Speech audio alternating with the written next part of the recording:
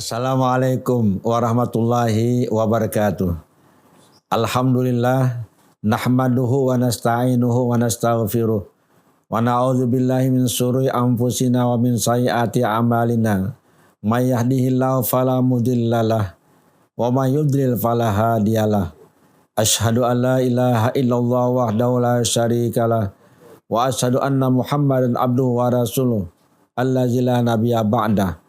Allahumma salli wa sallim wa barik ala sayyidina Muhammadin ibni Abdillah wa ala alihi wa sahbihi wa man tabi'ahu dahu wa wala amma ba'du.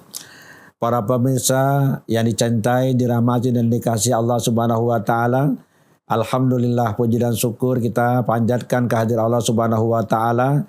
Di hari yang berbahagia ini kita dipertemukan kembali dalam kajian kitab Tuhfatur Raghibin hasil karya Syekh Muhammad Arsyad bin Abdullah Al-Banjari. Para pemirsa, sebelum kita memulai kajian ini, seperti biasa kita mengawalinya dengan bersama-sama membacakan Ummul Quran.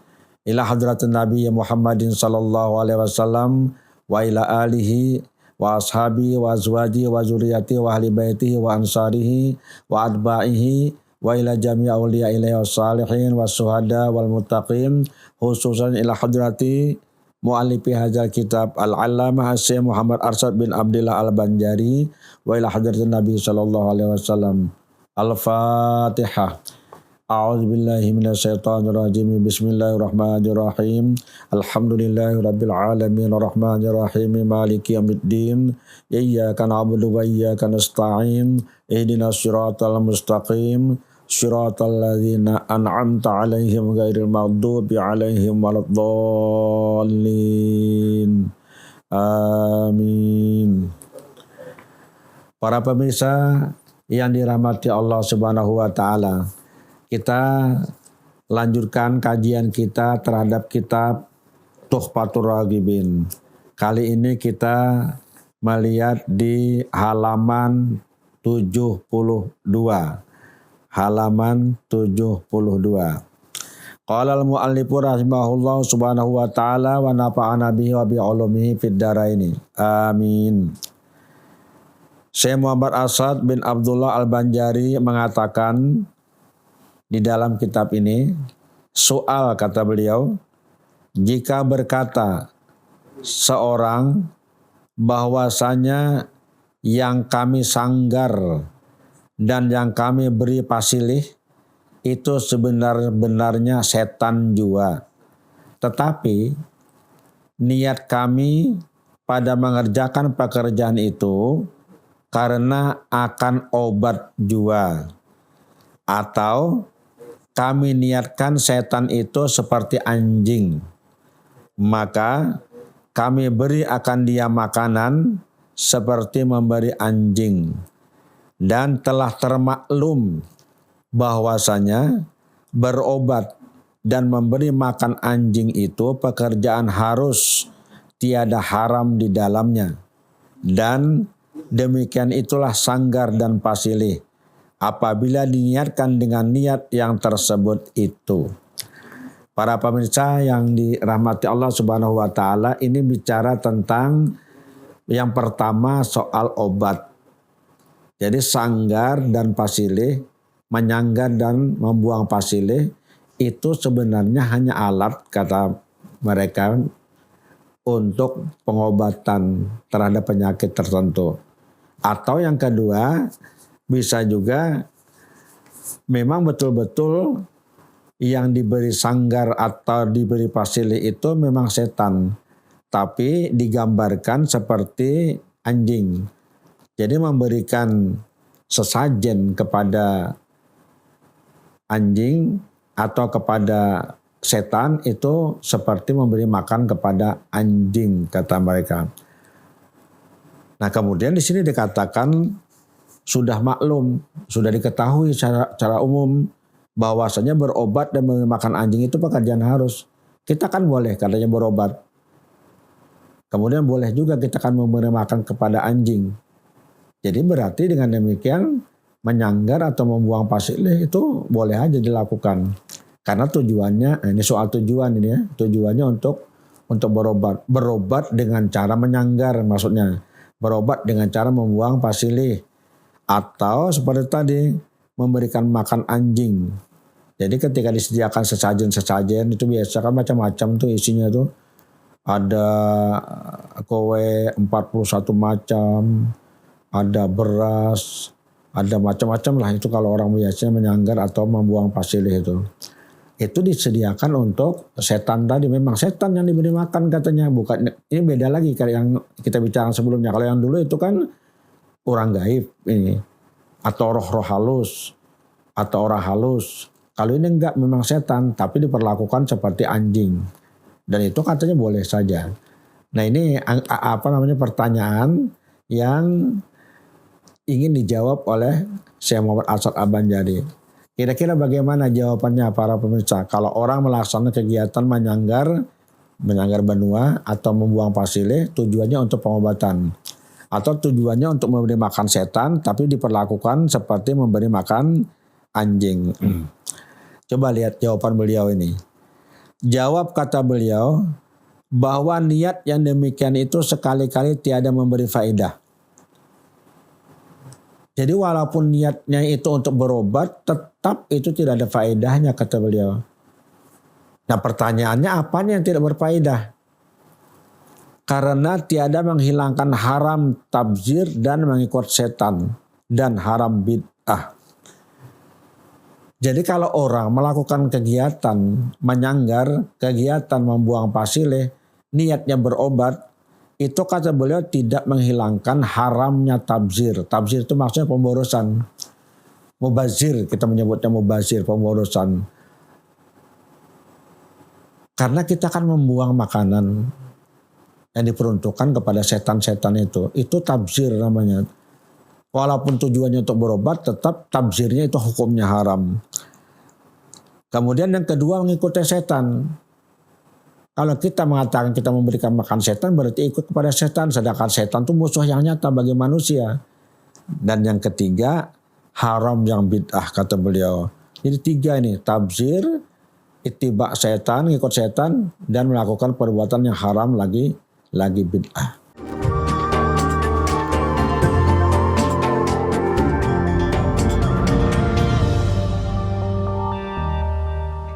Para pemirsa yang dirahmati dan dicintai Allah Subhanahu wa taala, kita coba lihat lagi uraian beliau ya yang lebih rinci. Beliau mengatakan maka banding yang demikian itu seperti orang yang membunuh orang dengan tiada sebenarnya serta diniatkannya membunuh tikus atau diniatkannya akan jadi obat sakit hati umpamanya. Jadi ada orang membunuh orang lain, yang nyata dia bunuh tuh orang, tapi dalam hati niatnya membunuh tikus. Atau misalnya untuk pengobatan, obat sakit hati. Karena sakit hati kepada seseorang lalu dibunuh. Alasannya untuk berobat. Boleh enggak orang seperti itu? Membunuh orang, niatnya membunuh tikus. Sakit hati kepada orang, niat membunuhnya untuk mengobati sakit hati. Ini ada lagi yang menarik nih, contoh beliau nih. Dan seperti orang yang berzina, diniatkannya jima dengan istrinya, padahal nyata-nyata berzina. Atau akan jadi obat sakit pinggang umpamanya. Jadi kalau mau sakit pinggangnya hilang, berobatlah dengan berzina. Maka niat yang demikian itu sekali-kali tiada menghilangkan haram membunuh dan berzina. Jadi ada ketentuan kan, membunuh itu hukumnya haram. Apapun niatnya tidak bisa membenarkan pembunuhan. Berzina itu hukumnya haram, apapun niatnya itu tetap tidak dibenarkan. Jadi tidak menghilangkan. Dalam keseharian kadang-kadang para pemirsa yang dirahmati Allah, ada juga sebagian kita yang berpendapat yang penting niatnya baik gitu. Walaupun perbuatannya buruk, ada orang mencuri tapi ingin memberikan sedekah pada orang lain. Boleh atau tidak? Banyak orang-orang miskin di kampungnya. Kemudian dia mencuri harta orang kaya. Tidak untuk dia sendiri, tapi juga dibagikan kepada fakir miskin. Tujuannya baik, niatnya baik, pekerjaannya buruk. Boleh tidak? Jawabannya tidak boleh. Yang haram tetap haram.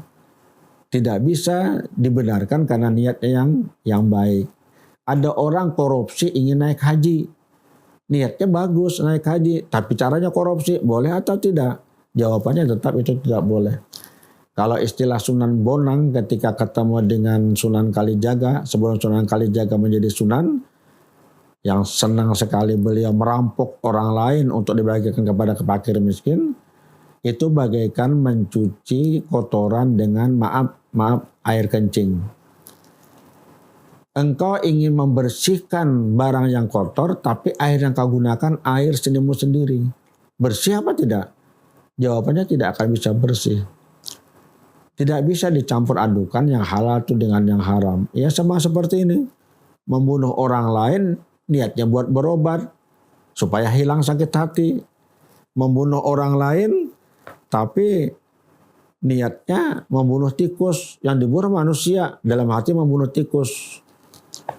Itu tidak bisa dibenarkan. Atau tadi berzina, niatnya menghilangkan sakit pinggang, tapi berzina. Tetap tidak boleh. Jadi niat itu memang sangat penting di dalam ajaran agama kita. Sampai-sampai Nabi mengatakan innamal a'malu binniyat wa innamal likulli imri'in ma nawa. Pemirsa tentu hafal sekali hadis itu. Innamal a'malu binniyat, sesungguhnya amal-amal itu dengan niat. Wa innamal likulli imri'in ma nawa, dan tiap-tiap orang sesuai dengan apa yang dia niatkan. Makanya niat itu menjadi urutan pertama biasanya dalam setiap pekerjaan ibadah. Bahkan dia jadi rukun. Orang yang mau berwudu niat, orang mau sembahyang niat, orang mau puasa niat, orang mau berzakat niat. Karena penting.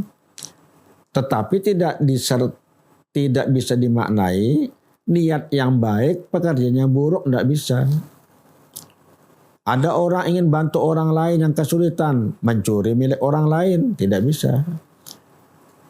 Ada orang ingin bantu masjid dari duit korupsi, tidak bisa. Untuk membersihkan Pak supaya bersih duit kita, tidak akan bersih.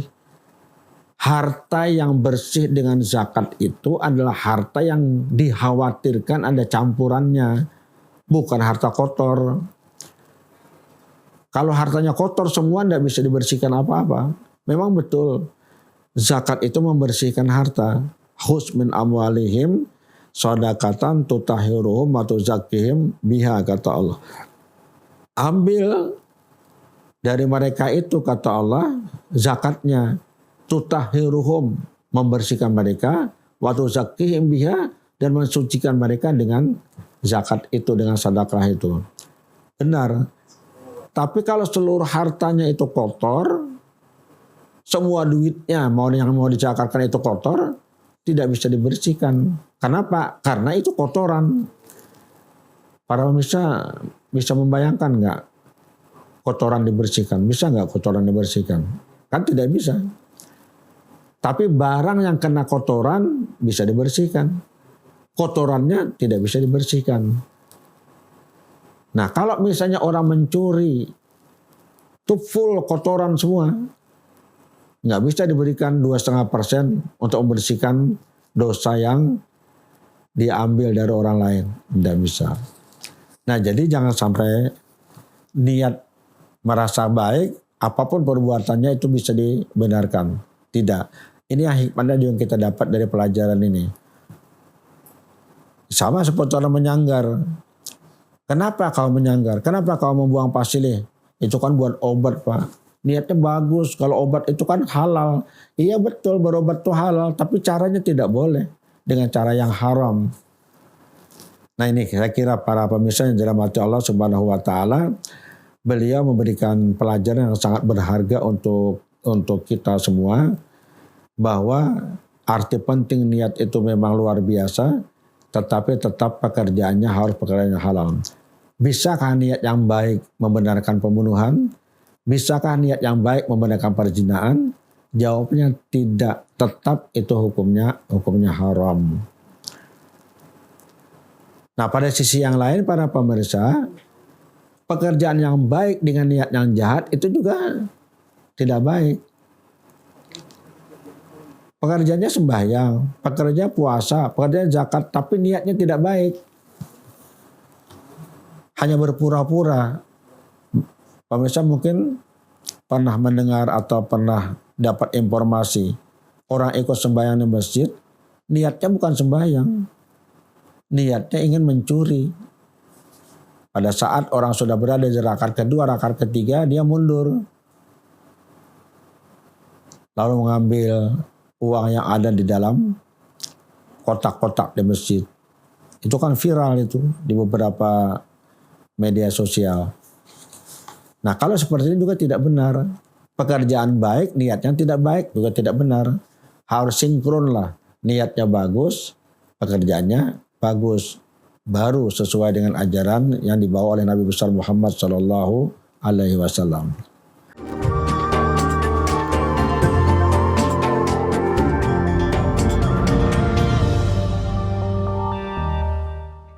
Para pemirsa yang dirahmati Allah Subhanahu wa taala. Kita lanjutkan apa yang dikatakan oleh Syekh Muhammad Al-Banjari dalam kitab ini.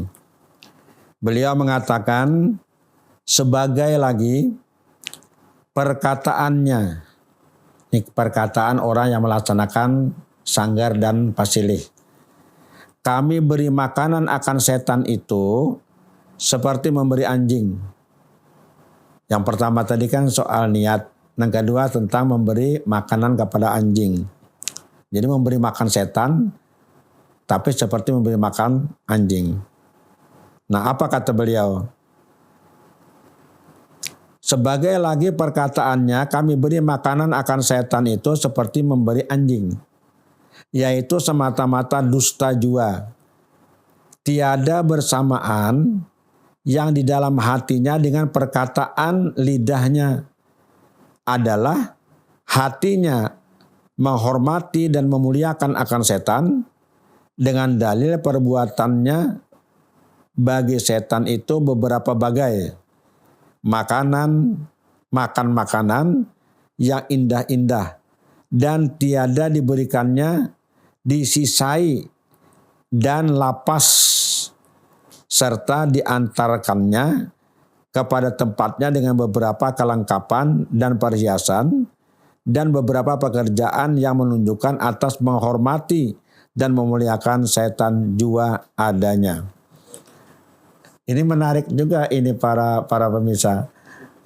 Ada orang melaksanakan sanggar atau melaksanakan buang pasilih itu dengan mengatakan memang setan yang kita beri makan. Tetapi kita memberikan makanan itu adalah seperti memberikan makanan kepada anjing.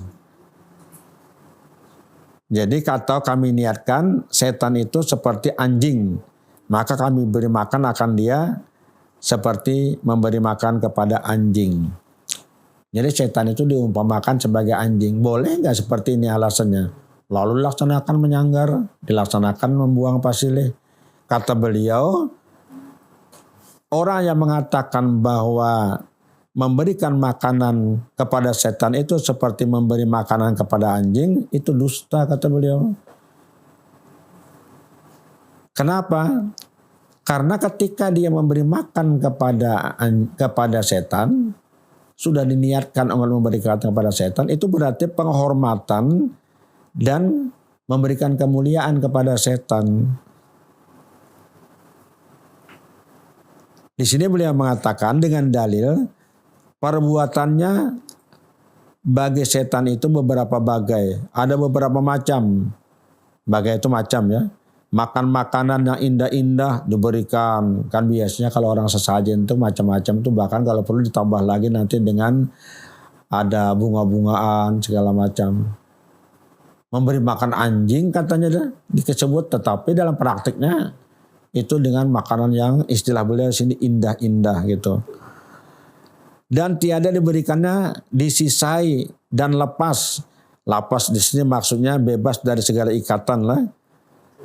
Bahkan dalam catatan buku ini disebut nusahilanya ditulis dilimpas. Limpas itu dilewati. Dilewati atau dilalui. serta diantarkannya kepada tempatnya dengan beberapa kelengkapan. Jadi pada waktu memberikan sesajen itulah, membawa ke tempatnya itu dengan upacara itu, dengan kelengkapan, dengan bahkan kata beliau dan perhiasan dan beberapa pekerjaan yang menunjukkan atas menghormati dan memuliakan setan juga.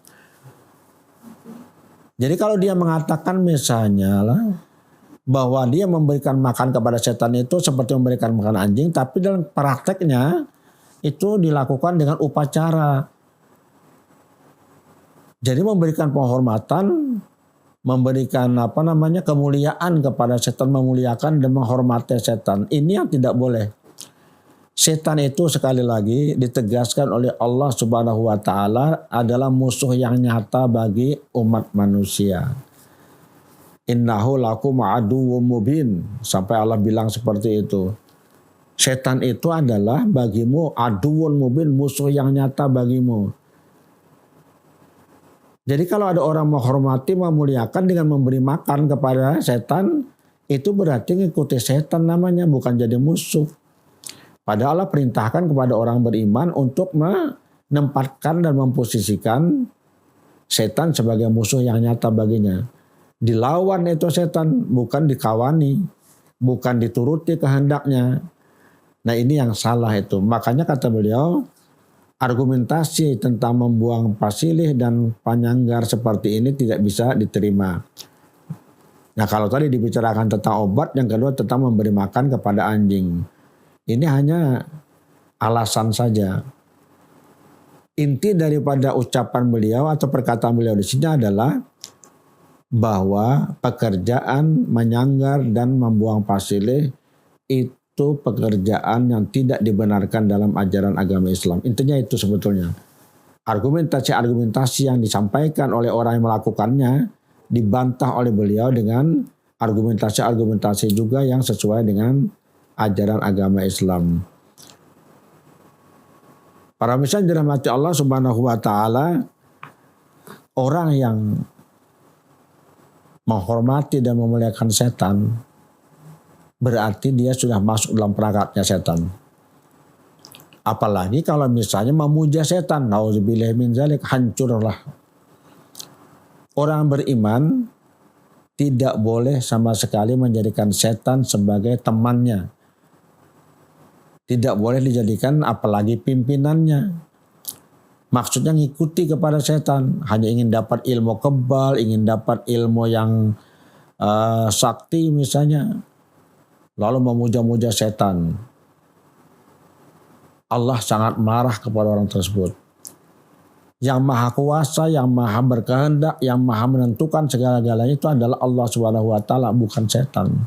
Mungkin para pemirsa pernah mendengar juga ada orang ya yang memuja setan. Dan setan pun dengan sangat gembira karena dipuja.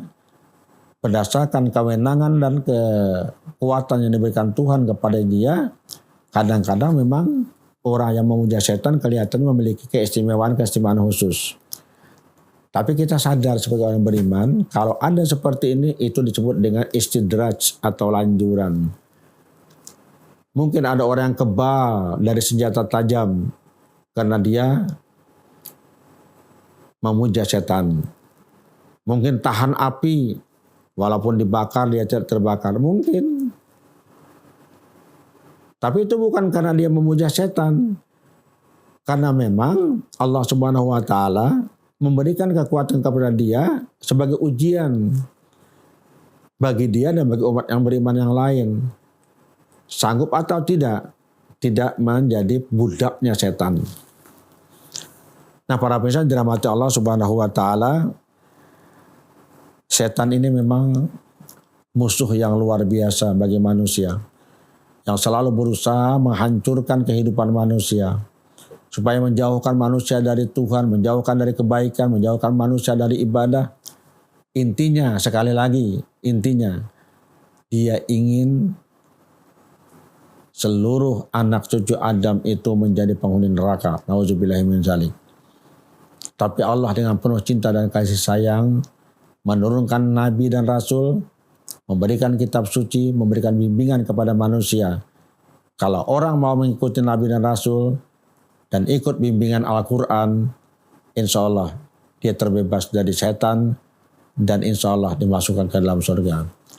Mudah-mudahan Allah Subhanahu wa Ta'ala menjadikan kita hamba yang salihin, hamba yang muttaqin dan syakirin, yang terbebas dari gangguan dan godaan setan yang terkutuk.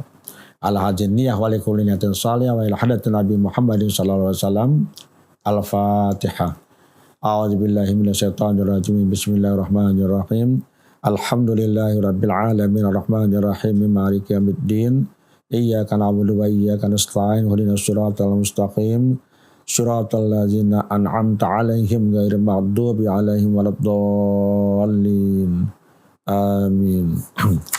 Amin amin ya rabbal alamin. Bismillahirrahmanirrahim. Alhamdulillah rabbil alamin. Allahumma salli wa sallim wa barik ala asrafil anbiya'i wa mursalin sayyidina wa habibina wa qudwatina wa malana Muhammadin wa ala alihi wa sahbihi ajma'in. Allahumma ighfir lana wa li walidina warhamhum kama rabbana shighara wa li jami'il muslimina wal muslimat wal mu'minina wal mu'minat al ahya'i minhum wal amwat bi rahmatika ya arhamar rahimin. Allahumma anfa'na bima 'allamtana wa 'allimna ma yanfa'una wa zidna ilma. Allahumma akhrujna min sulumatil wahmi wa akrimna bi nuril fahmi waftahna abwabal ilmi wa zaina bil halakil hasanah bi rahmatika ya arhamar rahimin. Rabbana atina fid dunya hasanatan wa fil akhirati hasanatan wa qina adzabannar. Wa sallallahu ala khalaqi sayyidina Muhammad wa ala alihi washabihi ajma'in. Subhana rabbika rabbil izzati amma yasifun wa salamun ala mursalin. Walhamdulillahi rabbil alamin. Assalamualaikum warahmatullahi wabarakatuh.